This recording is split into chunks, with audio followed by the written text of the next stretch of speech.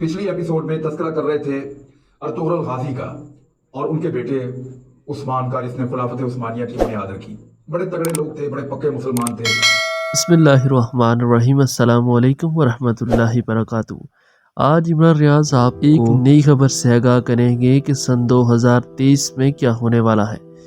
क्या तुर्की सऊदी अरब को लेना चाहता है? क्या वो लेगा?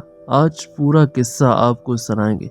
सुनने से पहले हमारे चैनल को जरूर सब्सक्राइब कीजिएगा। अस्सलामु अलैकुम। और इन्होंने 600 साल तक अपने उसूलों के ऊपर हुक्मरानी की है और खिलाफत चलाई है। मुसलमानों का झंडा और इस्लाम का झंडा इन्होंने बुलंद रखा है और दुनिया से हार नहीं मानी।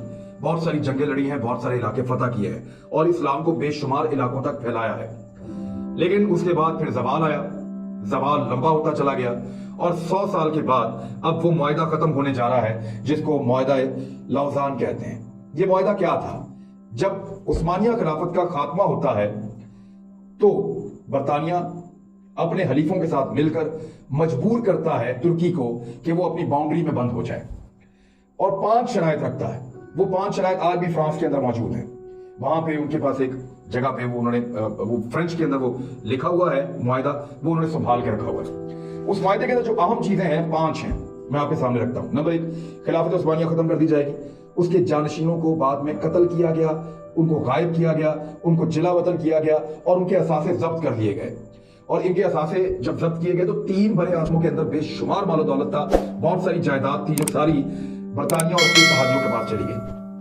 उसके बाद तुर्की को एक सेक्युलर रियासत बना दिया गया, उसमें से इस्लाम को खत्म कर दिया गया। खिलाफत के ऊपर पाबंदी लगा दी गई और तुर्की के ऊपर एक और पाबंदी लगी कि पेट्रोल नहीं निकाल सकता या मादनियात नहीं निकाल सकता, अपने मुल्क में से भी और बाहर भी कहीं से नहीं निकाल सकता। ड्रिलिंग नहीं कर सकता चाहे पेट्रोल नीचे मौजूद है, ये सिर्फ पेट्रोल खरीदेगा। ये बहुत बड़ी ज्यादती थी उनके साथ हुई। बासफोरस का एक उनके पास समुंदर है, साहिल समुंदर है, बहुत जबरदस्त उनकी बंदरगाह है, उसको बैन अल-अक़वामी करार दे दिया गया कि जो मर्जी यहां से जाए, जो मर्जी यहां से आए, तुर्की जो है वो टैक्स नहीं ले पाएगा। ये बहुत बड़ी पाबंदी थी जो तुर्की के ऊपर लग गई। याद रखें कि नहर सुएज जो है वो रीढ़ की हड्डी है दुनिया भर की तजारत की। इसी तरह ये बासफोरस जो है ये दूसरी सबसे इंपॉर्टेंट जगह है और आने वाले वक्त में ये पहले नंबर पे आ जाएगी। वो कैसे, वो मैं आपको बताऊंगा। अब 100 साल के लिए मुआहिदा था कि 100 साल तक तुर्की इसकी खिलाफ वर्जी नहीं करेगा। अगर आपने कभी उम्रा किया हो या हज किया हो और आप तुर्कों को वहां पे उम्रे या हज पे आता हुआ देखें तो आप गौर करेंगे कि उनके हाथ में एक नक्शा होता है।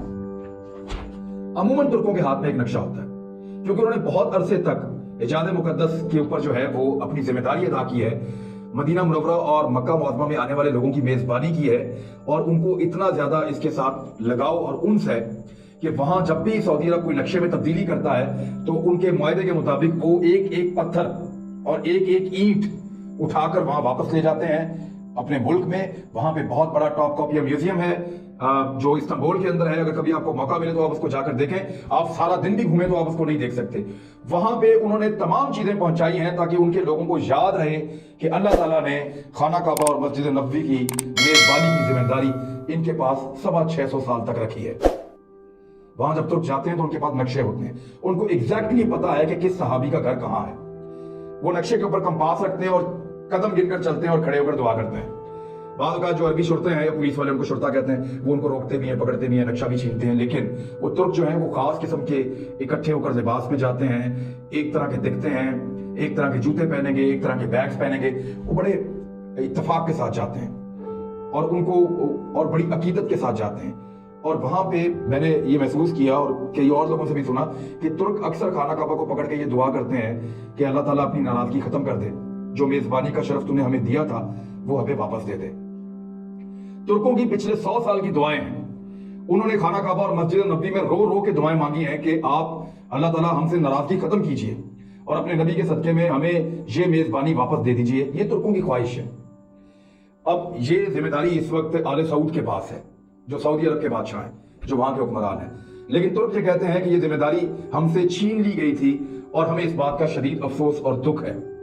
अब दोनों पाकिस्तान के बरादर मुल्क हैं, लेकिन तुर्कों की अपनी एक ख्वाहिश है, उसका भी हम एहतराम करते हैं, और एक जिम्मेदारी आले सऊद के पास है, उसका भी एहतराम करते हैं। लेकिन इन दोनों में से इसका अहल कौन है, इसका फैसला आप सब अपनी जगह पे कर सकते हैं। कुछ फैक्ट्स मैं आपके सामने रख सकता हूं।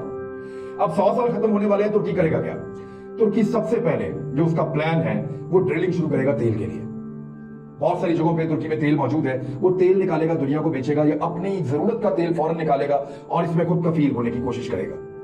दूसरा, वो बासफोरस के समुद्र पे टैक्स लगाएगा, वो टैक्स लेने की कोशिश करेगा। जो जहाज वहां से गुजरते हैं उनसे कहेगा कि 100 साल मुकम्मल हो गए, अब आप टैक्स दें, टैक्स दिए बगैर हम आपको यहां से नहीं जाने देंगे। उसके अलावा तुर्की एक नहर बनाने की तैयारी कर रहा है जिसका नाम इस्तांबुल कैनाल रखा गया है। ये कैनाल जो है ये मुस्तकबिल के अंदर आने वाले 5-7 साल के अंदर ये नहर सुएज से ज्यादा इंपॉर्टेंट एक नहर बन जाएगी। दुनिया भर के जहाज यहां से गुजरेंगे और तुर्की टैक्स वसूल करेगा, टोल वसूल करेगा और इतना पैसा कमाएगा कि कोई सोच भी नहीं सकता। तो ये तो है तुर्की की इकोनॉमी की सिचुएशन आने वाले वक्त में। दूसरा, आपने गौर किया होगा कि तैयब उर्दगान ने एक काम शुरू कर दिया। फलस्तीन में कुछ होता है सबसे पहले शोर मचाते हैं। इनका एक शिप भी गया था, आपको याद होगा, अद्वियात और मदद का सामान लेकर गजा तक। पाकिस्तानी सहाफी भी उसमें गए थे। तो ये जिस पे इसराइल ने हमला भी किया था, तो गजा तक इन्होंने बहुत दफा कोशिश की उनकी मदद करने की। और ये तुर्कों की हमेशा तुर्कों की कोशिश है तैयब उर्दगान की क़यादत में कि फलस्तीन का मुकदमा बेहतर अंदाज में लड़े। दुनिया में जहां भी मुसलमानों के साथ ज्यादती या जुल्म होता है, तुर्की सबसे पहले खड़ा होता है, कश्मीर के लिए सबसे पहले आवाज उठाता है।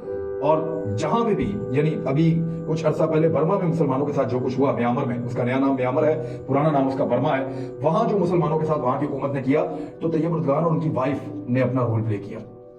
तो ये बड़ी कोशिश कर रहे हैं कि मुसलमानों में अपना एक मुकाम पैदा करें। उनको इसकी क्या जरूरत है, इसको गौर से समझिए। तुर्की एक बहुत बड़ा प्लान लेकर चल रहा है। वो माशी लिहाज से अपने आप को मजबूत कर रहा है। उसने चीन के साथ अपने ताल्लुकात बहुत मजबूत कर लिए हैं। मुस्लिम दुनिया में एक ही एटमी ताकत है, पाकिस्तान, उसके साथ उसने गहरी दोस्ती बना ली है। अक्सर उनके लोग यहाँ विजिट करते हैं, तुर्क सदर भी आते रहते हैं, तैयब उर्दगान खुद आते हैं यहाँ पे। तो ये सूरत हाल वो समझ रहे हैं और प्लान करके चल रहे हैं कि हमें किस किस की मदद की जरूरत मुस्तकबिल में होगी। और तुर्कों की एक ख्वाहिश है कि खाना काबा और मस्जिद नबी की जिम्मेदारी उनको वापस मिले। क्या ये जिम्मेदारी उनको वापस मिलेगी? सऊदी अरब ऐसा कभी नहीं चाहेगा। अब ये मामला चला जाएगा वोटिंग के ऊपर। ईरान का वोट बहुत अहम है, पाकिस्तान का वोट बहुत अहम है, भारत बड़ा अहम हो जाएगा, उसमें मुसलमान बहुत बड़ी तादाद में रहते हैं, सेंट्रल एशियन ममालिक, उनकी बड़ी अहमियत है। मुसलमान मुल्कों का जो है, मैं वोट की बात ऐसे करूं कि कोई बैलेटिंग नहीं होनी, लेकिन ये चीजें तय तो होनी है, कभी ना कभी ये चीजें तय तो होनी है और चीजें उस तरफ बढ़ रही हैं।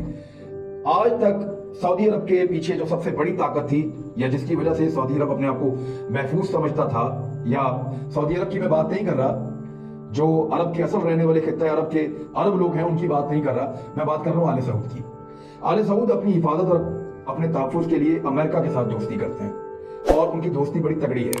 जितने भी तेल के कुएं जहां से तेल निकल रहा है वो अमेरिकन कंपनियां निकाल रही हैं। ये दोनों एक दूसरे पे इन्हिसार करते हैं, इनकी इकोनॉमी एक दूसरे के साथ जुड़ी हुई है, लिहाजा ये एक दूसरे को प्रोटेक्ट करते हैं।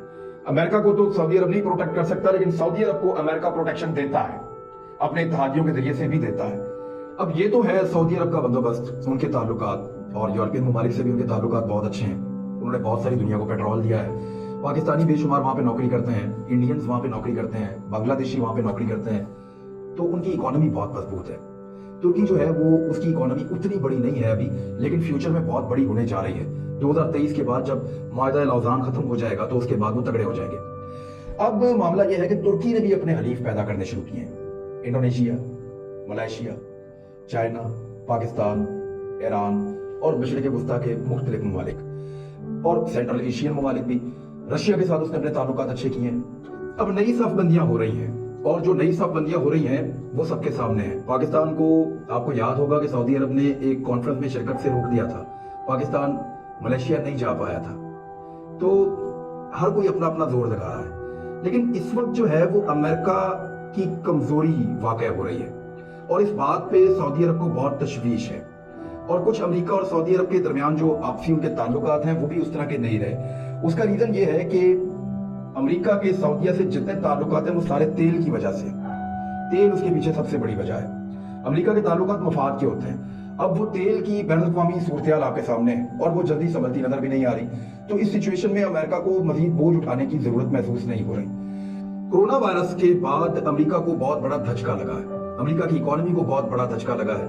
अमेरिका को संभलने के लिए अब बहुत बड़े पैमाने पर पैसा भी दरकार होगा, मैन पावर भी दरकार हो गई, बहुत सारी मेहनत भी उनको करनी पड़ेगी और वापस उनको उस मुकाम पे आते आते बहुत टाइम लग जाएगा। चाइना ने अपने आप को संभाल लिया है और एक तगड़े हरीफ के तौर पे वो अमेरिका के सामने आके खड़ा है। चाइना के साथ तुर्की के जबरदस्त ताल्लुकात, पाकिस्तान के ज़बरदस्त ताल्लुकात हैं।